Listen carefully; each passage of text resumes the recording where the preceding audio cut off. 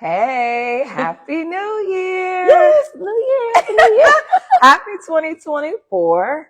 We are super excited for those who join us today, but we really wanted to have a conversation about the power of healing and helping others through storytelling. So, first, I am going to go ahead and let my best friend introduce herself, and then I will make an introduction.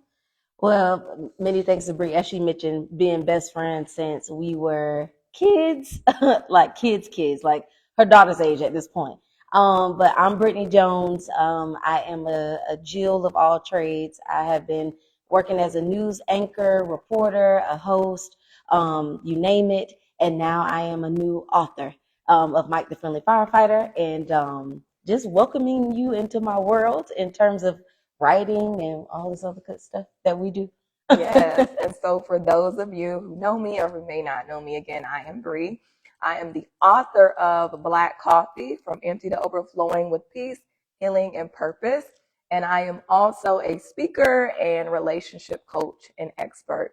And so today we're going to talk about the importance or the power of healing through storytelling, and also share our journey of how storytelling connected us as friends and how it has helped us on our specific healing journey.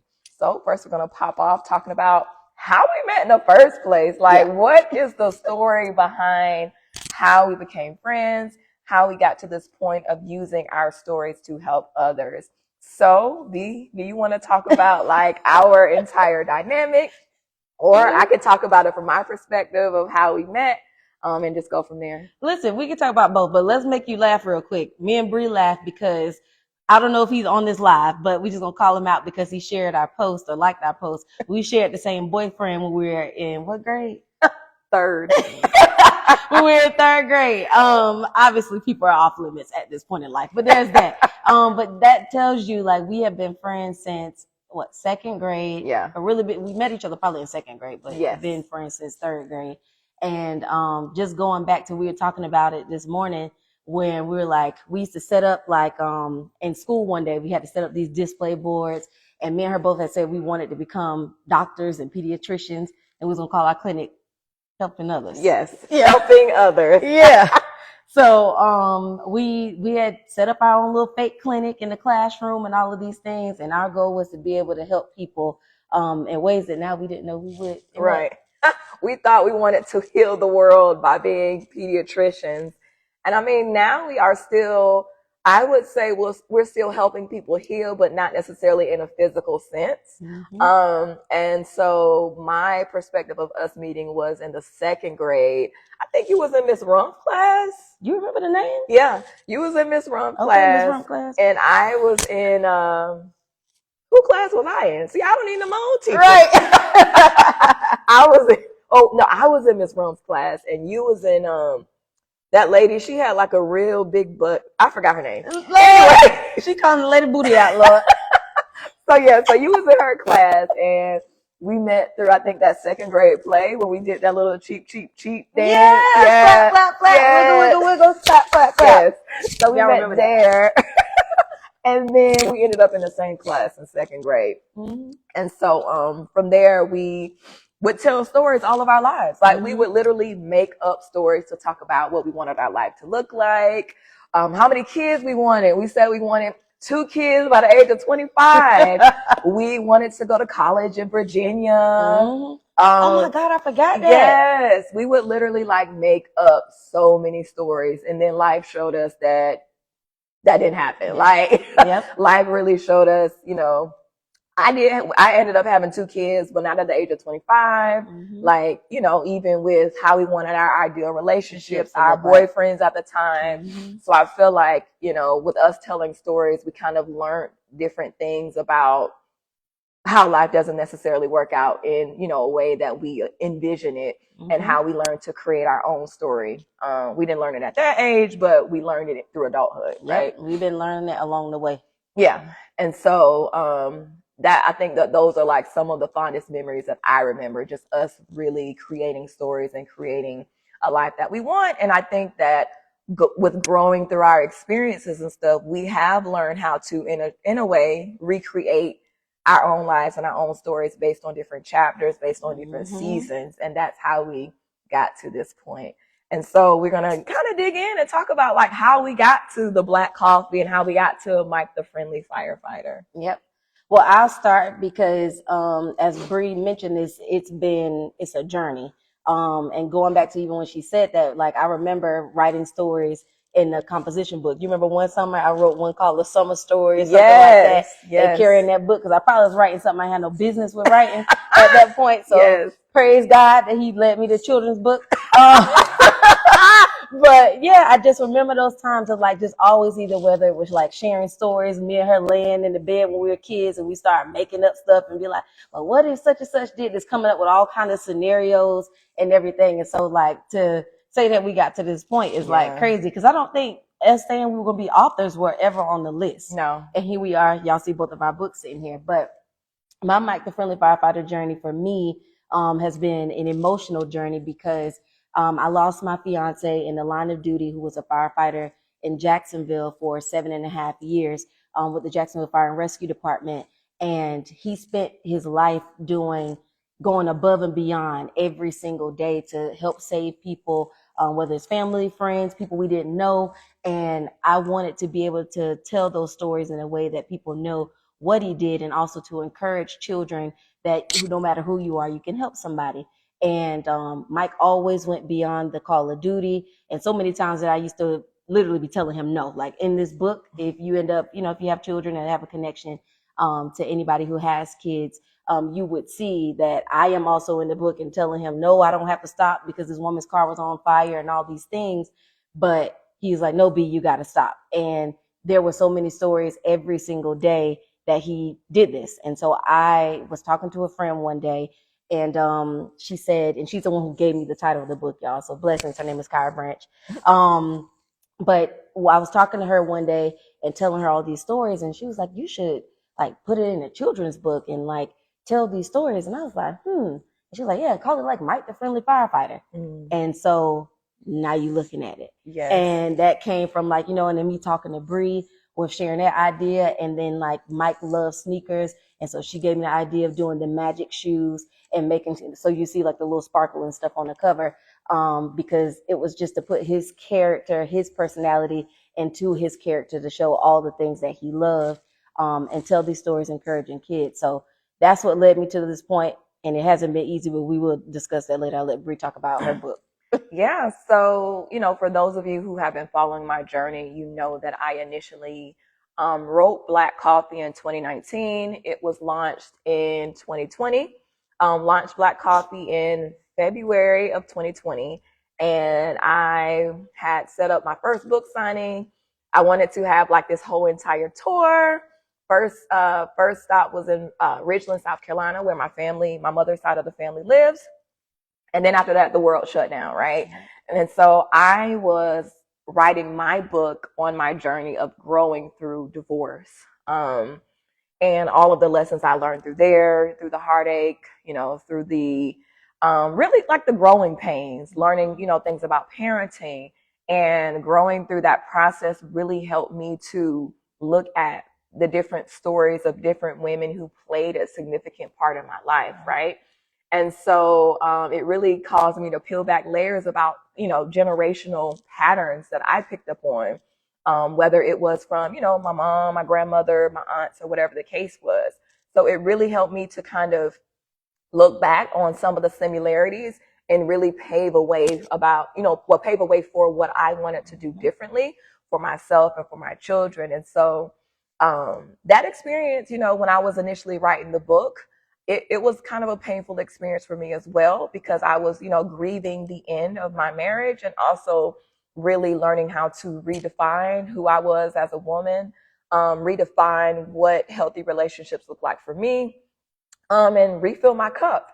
And so I kind of came up with the title Black Coffee because of the relationship that I had growing up, sitting on my grandfather's lap, drinking a cup of coffee. And like I said, I always tell people when I think about coffee, it's, one or two things. You're either enjoying a cup with, Oh, it's okay. My bad. You're either enjoying a cup in an intimate setting with another person and you're discussing, or you're sitting by yourself enjoying a cup of coffee. You're taking it all in, you're reflecting, you're thinking. And so that was the experience that I wanted to create for other people. Like you can really like reflect and have these intimate moments with yourself, or you can have those moments with other people. And so that's how I wanted people to go about with being on their healing journey. And so that's how Black Coffee came about.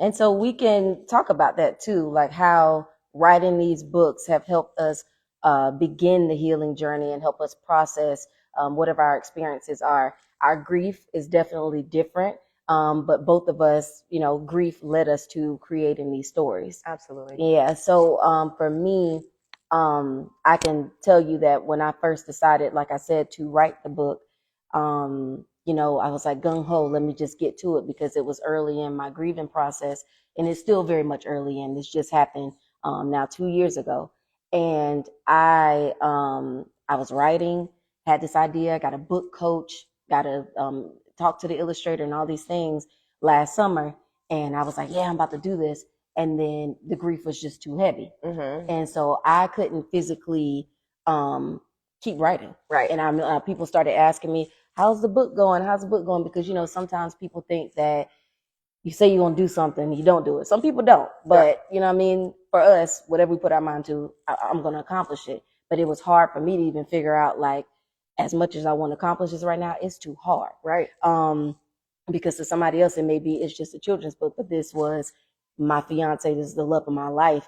And to have to process putting these stories into a book that he cannot see, it's heartbreaking for me. And yeah, go ahead. No, I was gonna say that, and also I feel like you had to kind of step out of the process of doing, and just allow yourself to just be, right? Yeah. Because you're a person who naturally wants to accomplish and go and do all of these things, and it's like when you are growing through the grieving process, you have to allow yourself and give yourself grace and the space to just be. Yeah. Yeah. No, definitely, she's right about that. And that's kind of been like what I had to do. Like what she's saying, I had to stop, put the book down, and was like, Lord, I can't do this right now. Yeah. And decide to pick it up at a time that was better for me.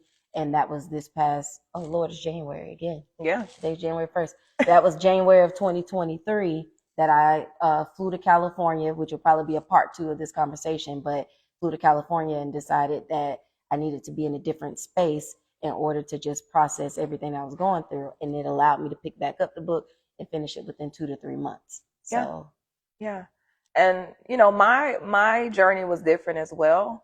I too, like I had an idea of, writing a book, but I didn't have like maybe not the discipline or the accountability. Like I knew I wanted to tell a story. I knew I wanted to impact lives, but I didn't want to just write like my marriage sucked and all like that type of stuff. I wanted people to have something to take away. Right. And so I too joined a program where we had a writing coach and she provided like an outline. And so it was still a difficult process to grow through though, because what happens is when you start the writing, it's like you're reliving the pain twice. Yes. So the situation had already happened, like the things that happened.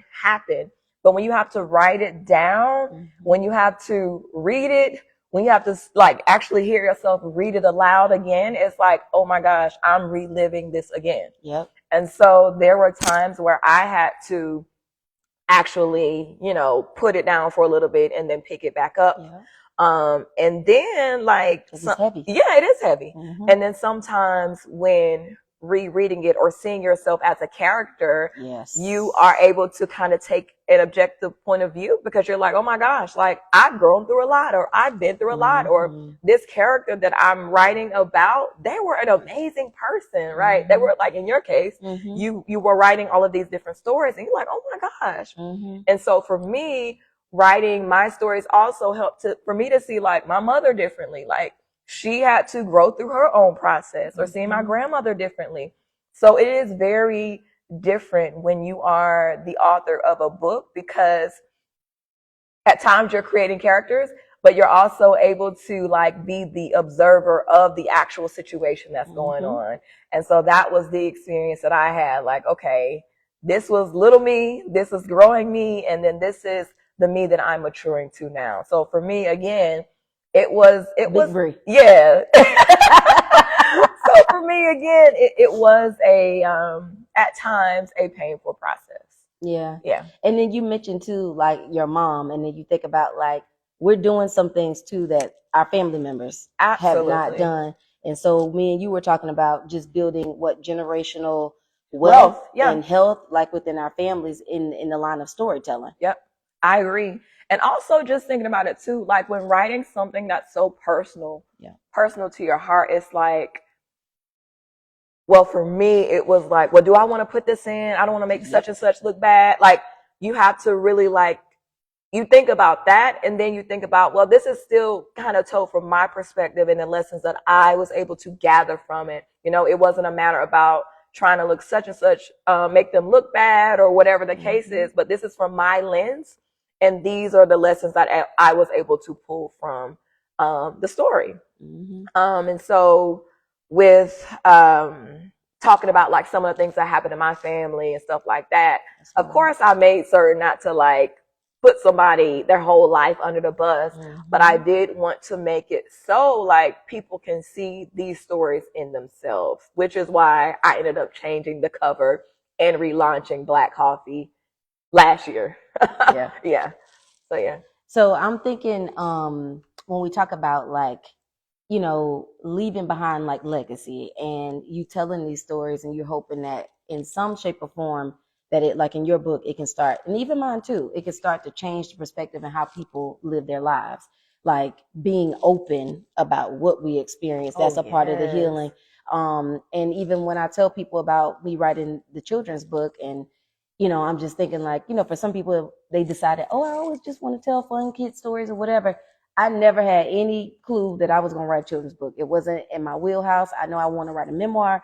I started writing that, but I never knew that I would be here. So I always think it's important for us to be honest and upfront about the work that it takes to be able to produce something like this. And somebody can learn something from your story. And that's why we're both sitting here sharing, because we know that probably y'all who are on this live have had some experience where at first you felt like you couldn't talk about it. Nobody could know about what you were going through, because not necessarily being shameful, but sometimes you don't even know how to express yourself.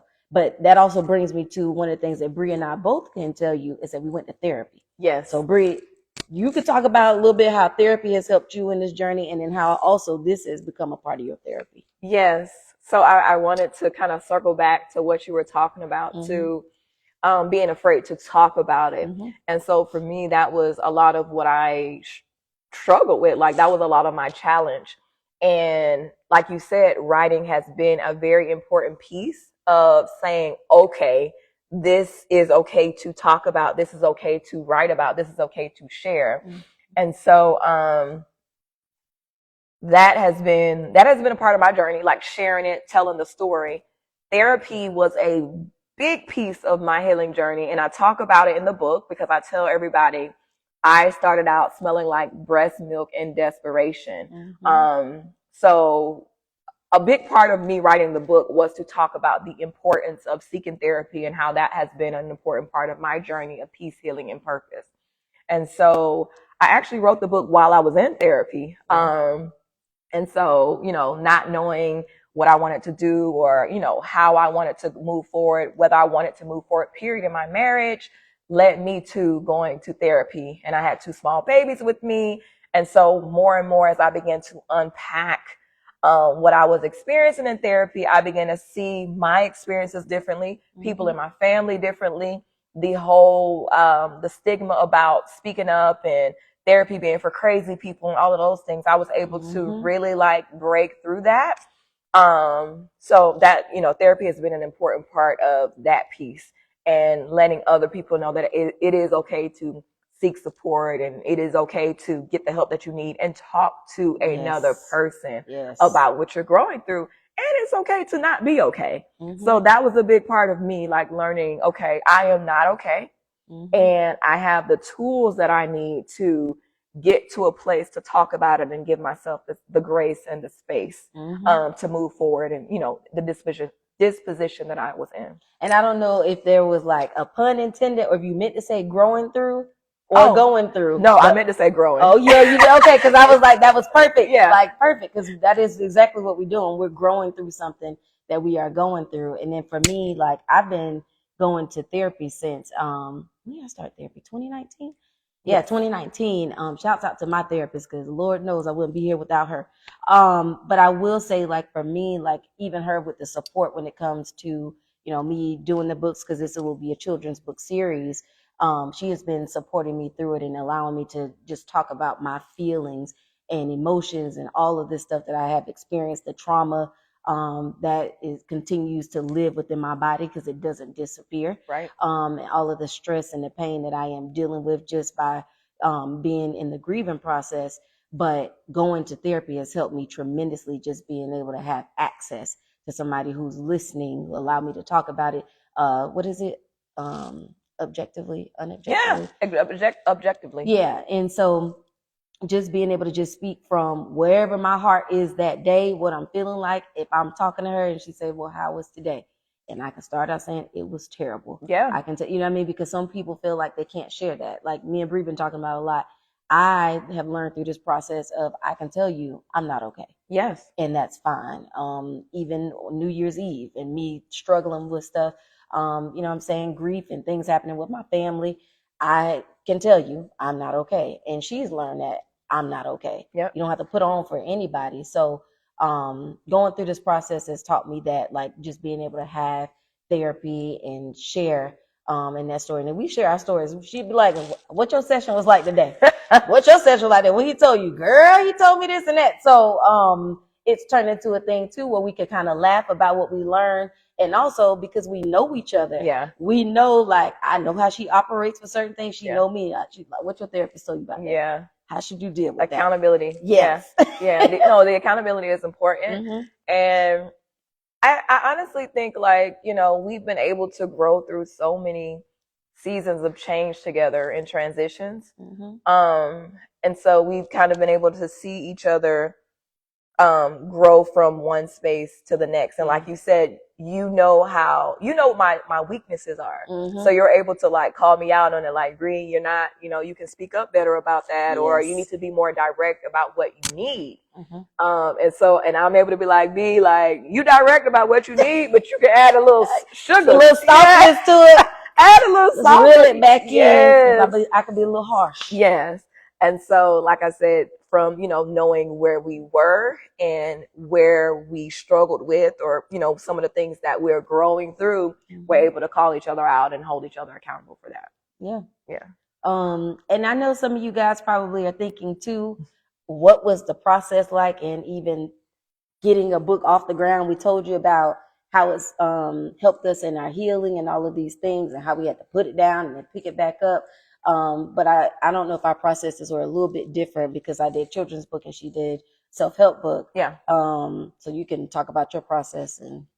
Well, so my process was me actually writing it to my full capacity, because when you write a book, you always feel like, well, maybe I should have did that, or maybe I could do that. But you just got to get to a point to where you're like, okay, this is great, and I'm going to turn it in. And when I say turn it in, have somebody edit it. Because, I know we're big on AI now and all of these things, but I feel like you need an editor, mm-hmm. to physically go through your book and make certain that, like, everything is fine grammatically, but not just grammatically. Like, everything lines up with how the stories are told, how the reader will be able to perceive it outside of your eyes. Because yes. I turned mine in and was like, oh my gosh, this is great. And then when the editor read it, she was like, you need another chapter, because the reader is not going to understand this from this. So at that point, I was like, you know what? I don't even think being an author is for me anymore, because this editing process is a little crazy. But of course, I got through it. So you get an editor, or you can go through a publishing company, right? Mm-hmm. But I got an editor, and I actually had two editors, a copy editor, and I forget the name of the other editor, mm-hmm. the name of the other type of editor. But again, they edit for, like, to make certain that everything is cohesive between chapters and that everything aligns. And then once I did that, I had the book formatted. So from a Microsoft Word document back then, and it had to be formatted to go into a book. And then once I had it formatted, I submitted it to Amazon KDP. and got it set up for printing. I also got my cover design and set all of those things up and got the book. Yeah. And mine was basically kind of the same thing. I just went through, I got a book coach to help me for the accountability process. And she also is the editor of the book as well. I got an illustrator, which was someone that one of my friends who was a news anchor had given me because he did his book. And as you can see, he did an amazing job. His name is Donald Wilson II, by the way. And I got the illustrator because it was very important to me that whoever I got to illustrate the book, Bree knows because she knew Mike personally. And I said, you got to be able to do his hair. Like, yes. He had such like gorgeous waves in his head or whatever. And so I was like, whoever illustrates this book has to be able to make his character look just like him. And he did. So that was like the thing that like got me the most hype about once I saw that start to be produced and everything. So I got the illustrator, got a book coach, and I started writing. And then, like Bree said, it's like, dang, when you're writing it, you're also like, how do you remove yourself from it to be like, this is not trash? You know what I mean? Because we've never done this before. Right. We've only done it in our kid sense of telling our stories and all those things, but nobody edited that. We just told each other the story. Right. So, but anyway, I had to do the same thing, write it up, send it to the book coach. And then she's like, well, who said this? Who did that? Who did all these different changes? And then like Bree said, like you get frustrated, like, man, I don't feel like doing this. Yes. I just want to put it down. Yes.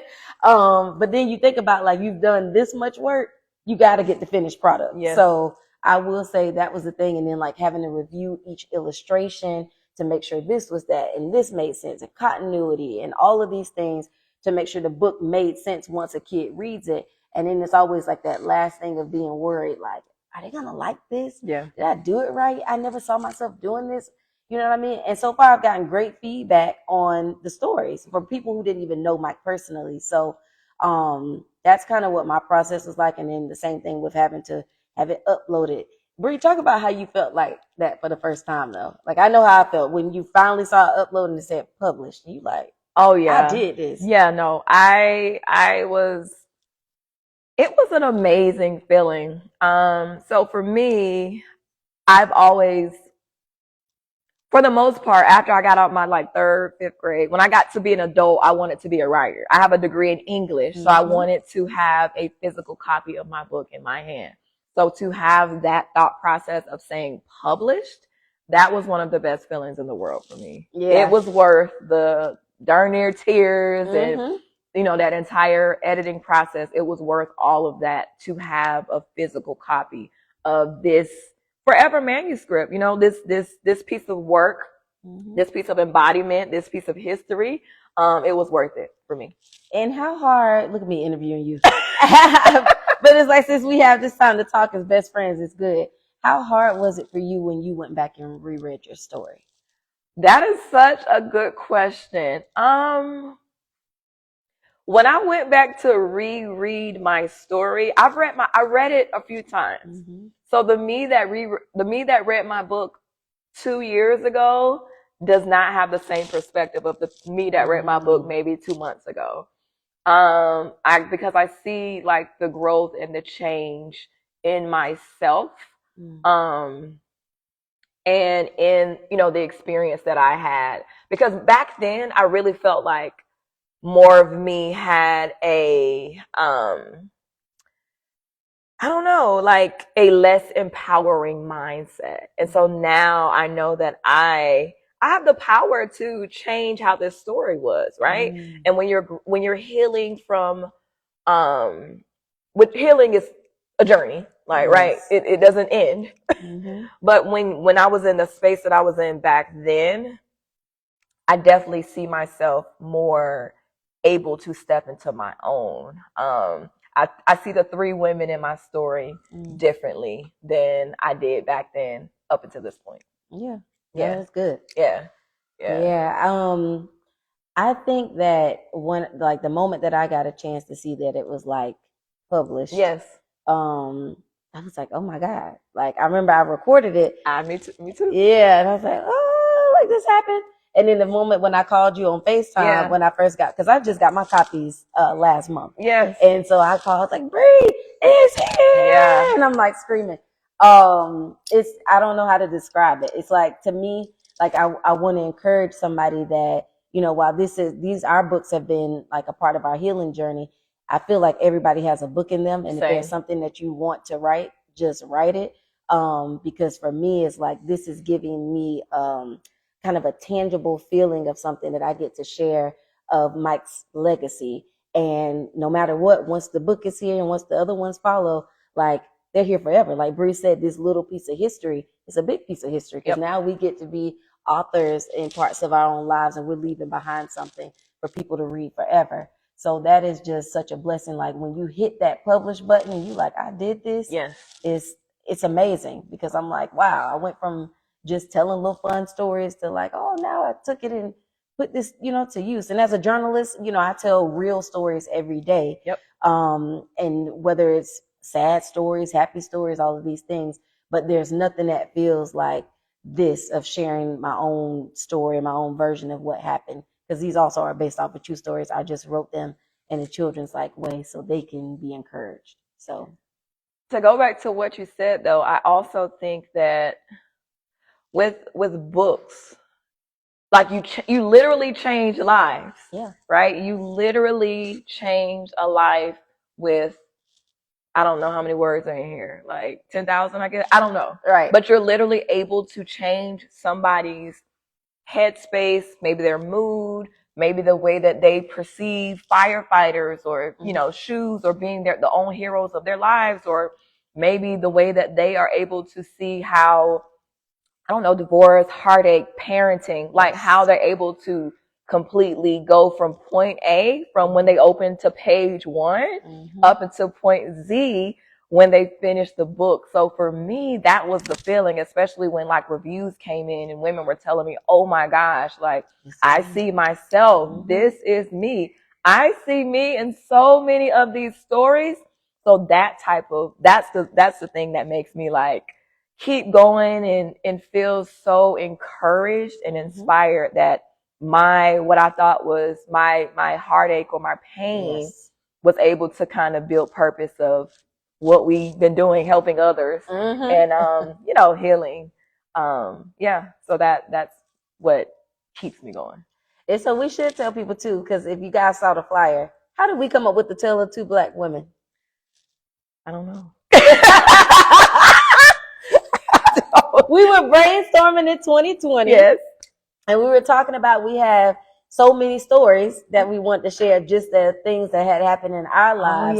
And bringing people into the fact that like we connect with people on so many levels. Yes. And some, going back to what we said, stories like Black Coffee, the things that people don't share. Right. So we wanted to be able to connect with people, and like through our storytelling, knowing that we hear you, we see you, you're seen. Yes. Yeah. I don't know. Listen, but we honest. That's the thing. Ain't nobody on here sugarcoat. We told you how we got to these books, and then how we end up wanting to have these conversations. Because we always said, man, we need to like do something together. We definitely said we needed to do something, and we didn't know what that something would be. But now that I think about it, we did say we had so many different experiences with, you know, therapy, sisterhood, friendship, relationships, our parents, you know, well, being raised by our moms. So those, like so many of those experiences, they shaped how we were able to come up with the title, A Tale of Two Black Women. Yeah. Yeah. No, definitely. And it's, hey, Gabi. Hey. You know, I mean, and then both of us coming from practically single parent homes, you know, our parents are so proud of us for us to even be able to, like, at this point, we're looking at like, you know, we done had our share of whatevers, but we've been friends 28 years. Yeah, we were counting the other day. Yeah. That is a long time. Long time. Yeah. And so our parents, we know, are super proud of us. Like, they keep telling us we need to retire them again. Right. But just to even be able to like share this space, like with Bree, like this is super exciting to me. She's been a big part of, we talked about therapy, but also she's been a very huge part in like my support system. Absolutely. And sharing of my experience with me and loving me through it all, and the same as hers, and in terms of like supporting each other. Yes. We've been there. Yes. So been there through different chapters. Different characters coming in and out, right? We done been there through it. So yeah, super excited. Definitely will not be the first.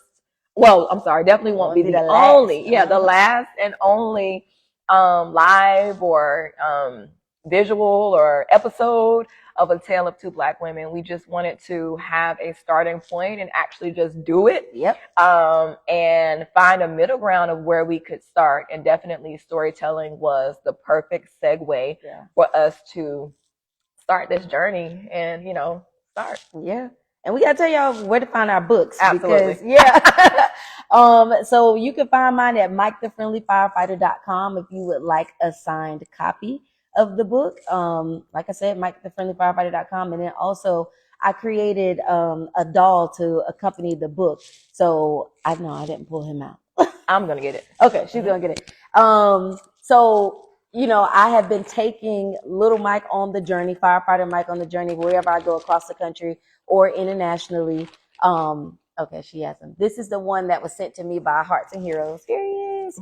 Hearts and Heroes, which is an organization that supports those who lose someone in a line of duty. And she personally sent this one to me. And so now I have gotten ones created with the red uniform, just like Mike is wearing in the book, to also support that organization, but to give everyone a piece of Mike in their own home. So all of that, if you would like, to purchase anything, like I said, MikeTheFriendlyFire.com, FriendlyFirefighter.com. Also, what is your Instagram so that they can follow That's what I was saying. I was getting this somewhere. I was like, okay, so you can follow our journey because right now we're in Atlanta. It is Mike.TheFriendlyFirefighter on Instagram as well. And then find me on TikTok at BJonesOfficial. I'm everywhere. Absolutely. Well, you already know my Instagram because clearly we're on it. Yeah. But you can purchase your own copy of Black Coffee at BreeJGordon.com. I am on all platforms as well.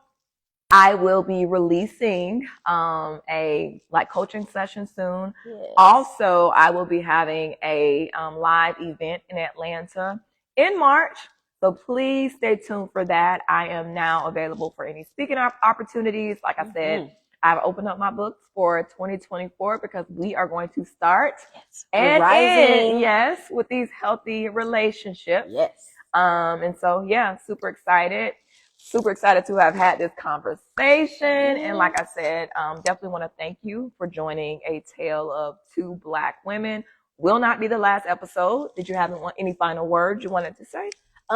Basically just encouraging you all. Like, we talked a lot about healing and therapy and how we all have a story to tell. So if you have one, don't be afraid to share it with somebody. You never know if it turns into a book, if it turns into a TV show, if it gets you an interview, whatever it is. But I'm sure you have something that can encourage somebody else to just keep going. And that's what we have done for each other and what we're doing for other people through these books. Yes. So thank you for joining. Yes. And we will continue to help and show people the power of healing and storytelling. Go ahead. We forgot to ask if they had any questions. Oh, yeah. So anybody who is live with us, I see we have one person. There's a few people left comments, so it seems like it's more than one. Well, they said hello and here for support. But if you have any questions, please feel free. We will be here for maybe about a minute. To answer any questions that you may have about the writing journey, the healing journey, 2024. Anything. What are we most looking for? Yeah. What are y'all? Yeah. Me? Well, what's your word? Why are we sitting here? So my word is rising. I know Bree summed it up as elevate, but for some reason I want to go with rising this year because I feel a means of rising to the top at every aspect of my life. Yes. That's spiritually, that's emotionally, that's physically. I am just going to do better and just keep myself going up. So yeah, that's what I envision this year. I still don't have my word. I mean, today's the first, so give me, a little week. Yeah. I might have it. Earlier, two times I thought of committed because I feel like I sometimes put one foot in and don't put that other foot in because of fear. So I don't know. It might be committed. I know last year, I believe my word was intentional because I said I was going to be very intentional about my relationships and so on and so forth. Yeah. So we shall see. To be continued. To be continued. So it looks like we don't have any questions. So I want to take the time to thank each and every one of you for joining the very first episode of A Tale of Two Black Women. And I hope that you have an amazing rest of your day. And Happy New Year! Woo! Okay, hold up. Yeah, make sure you save it. Yeah. And